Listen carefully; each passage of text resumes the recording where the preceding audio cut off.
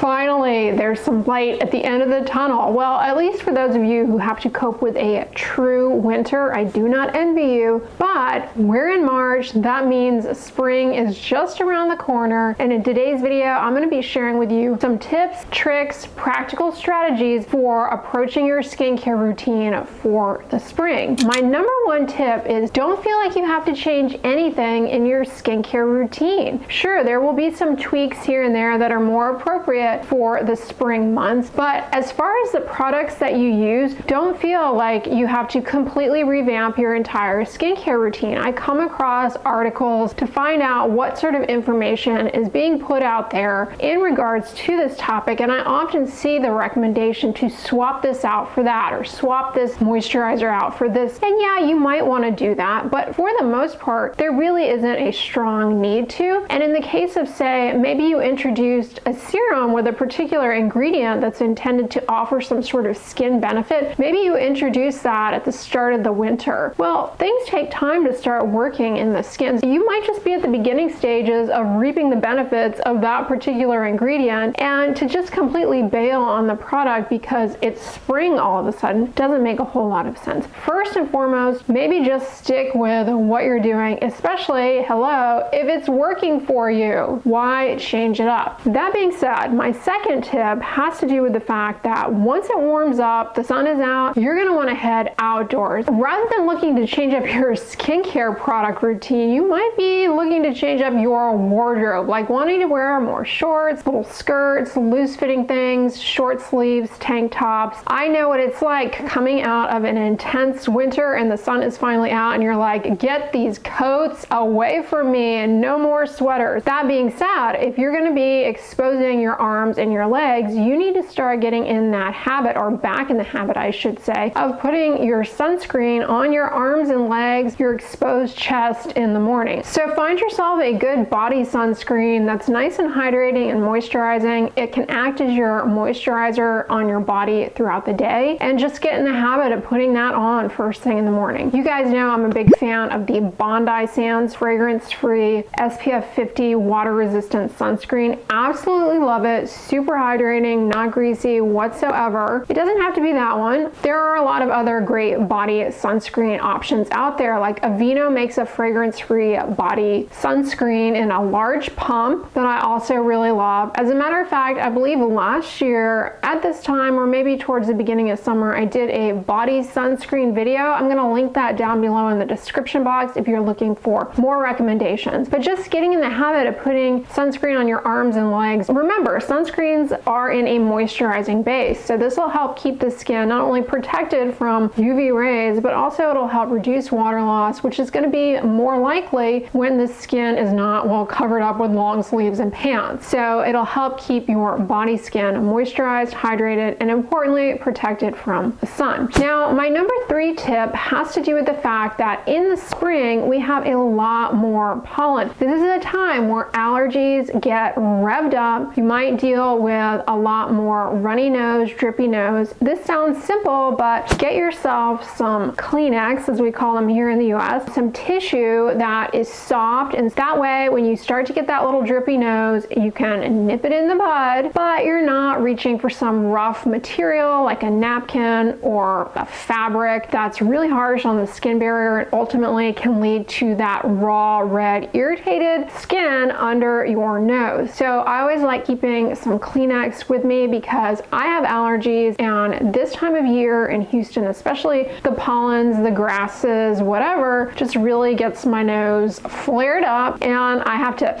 sniff all the time. It's like really annoying. I've worked with the Kleenex brand on sponsored posts previously, but their Kleenex with lotion is a really great skin-friendly option, fragrance-free. Speaking of pollens, the other thing that I'm going to put a plug in here, I recommend doing this year-round, but especially in the pollen season, it's going to pay off in a downstream effect for your skin, and that is really consider showering at night before you go to bed, because what will end up happening is the pollen settle in your hair and on your exposed skin, and then if you get in the bed, then you're in there and your bedding and your linens kind of wrapped up in that allergen milieu. It can really contribute to a lot of allergy symptoms that that translate to skin issues like rubbing your eyes, dark circles, allergic shiners. You can even get to rubbing your nose so aggressively that you develop a little horizontal crease, something that we see in children who have allergies. It's called the allergic salute. And taking that extra step to at least rinse the skin, just a quick rinse to remove those pollens, those aeroallergens, it really can make a huge difference. I especially encourage this if you have atopic dermatitis, because these allergens can really aggravate that condition. Another thing that you need to be aware of, speaking of the pollens, the aeroallergens, the seasonal allergies getting flared up, this can result in just overall an elevation in histamine, which is something that is released from mast cells, and it can contribute significantly to itchy skin, but also a lot of people struggle with something known as dermatographism, which is a type of urticaria, a type of hives. It's called dermatographism because it's literally skin writing. Like wherever you stroke the skin, a few seconds later you'll notice the skin welts up, you get a full-on hive.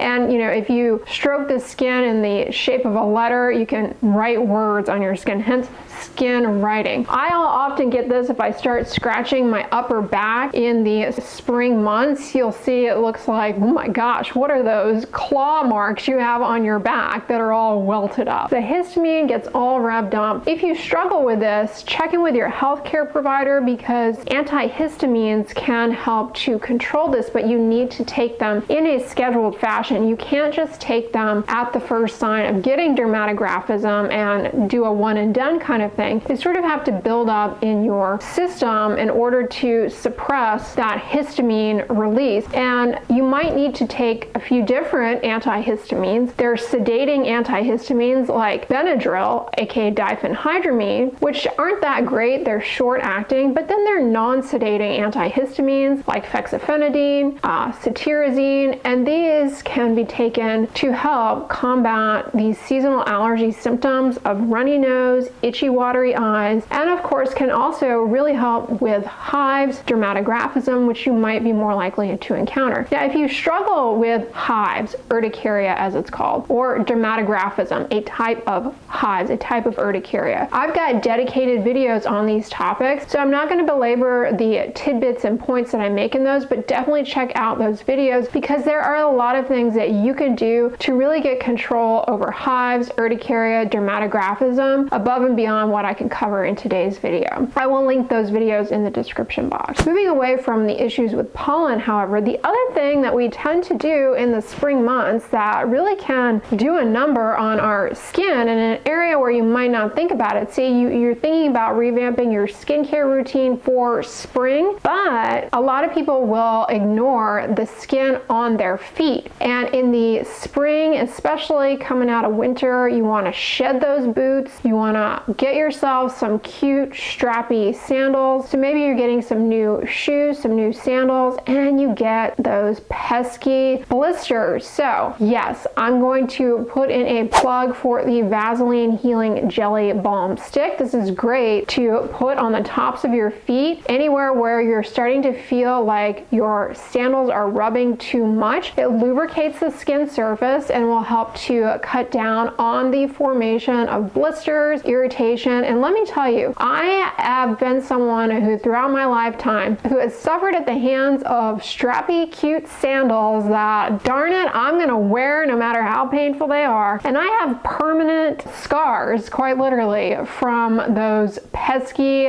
little straps rubbing up against my feet. If I had only taken the extra precaution to lube up the skin, it would have made a huge difference. The other thing to remember in the spring months, you might start sweating a bit more as it gets warm, and maybe you're enjoying activities outside. Maybe you haven't done that in a bit. You're getting more active, you're moving around a lot more, and you might develop chafing under the arms, in between the thighs, related to repeat friction in these areas, plus the trapping of sweat. This Monostat Powder Relief Chafing Gel, I think it's called, is excellent in these areas because it lubricates the skin. It has this nice powdery finish to it, which is perfect in these areas which tend to trap moisture. One thing I want to take a moment in this video to talk to you guys about who may not realize it, or maybe you know you have it, but it's been been some time and you've kind of forgotten about it. Many people, especially people who come to a lot of my videos, have a condition known as polymorphous light eruption. And this is a condition where it's basically almost like an allergy to ultraviolet radiation or to sunlight. And it tends to get much worse in the spring, and then as the sunnier months ensue, it kind of dies down in many cases. We call that hardening. The immune system is like, oh, okay, I can't be bothered anymore. I'm going to give up on doing this. It's called polymorphous because the rash looks different in different people. It can take on the appearance of pretty much anything, but it is often going to be obviously in areas where you have sun exposure. So if you have that diagnosis, this is the time of year where you've really got to, be aware that your skin might flare up. Check in with your dermatologist to build a game plan. You might need a medication to control or prevent the flare-up. Of course, sun protection is important for sure, not just sunscreen. Physical means like sun protective clothing can really help out tremendously. And keep in mind, if you struggle with this, you might even have flare-ups related to ultraviolet radiation coming through window glass. Sunlight coming through window glass can also aggravate this. Now, even though I said you don't necessarily need to revamp your entire skincare routine and the skincare products, we already talked about getting back on track with a body sunscreen, but also, if you are going to be spending more time outside doing sport-based activities or just hanging out outdoors, I suggest considering getting a water-resistant sunscreen to withstand a bit better on the surface of the skin while you are sweating outdoors. Now, when you're outside, it's important to not just rely on sunscreen, but also hats, sun protective clothing, seek shade. And the pesky thing about sunscreen when you are outside, if you're going to be outdoors longer than 2 hours, you're going to want to reapply your sunscreen. Now, the best sunscreen is obviously going to be the one that you actually want to wear, that you're willing to wear and use. Otherwise, I can tell you my favorites, and it really doesn't matter. If you don't like them, they're not any good, period, point blank. But I will make a plug for considering using a tinted sunscreen, especially if you have a deeper skin tone, because tinted sunscreens have iron oxides. And we have some research that suggests that the iron oxides in tinted sunscreens can offer protection from visible light. So not ultraviolet radiation, but visible light. And visible light comes from the sun, of course. There are these HEV wavelengths of blue light that come from the sun that actually can contribute to more stubborn hyperpigmentation in medium to deep skin tones. If you have a paler skin type, not so much. But if you have a medium to deep skin tone and you struggle with, dark spots after you maybe got a bug bite or acne, you might want to choose a tinted sunscreen. It might offer you a little bit more. Of course, lean into those sun protective behaviors as well, like sun protective clothing. But that would be something you might want to introduce in the spring months. Find yourself a good water-resistant tinted sunscreen. The other thing that you should think about as we get into the sunnier months or start heading that way is, have you been prescribed any medications over the winter that you've been taking?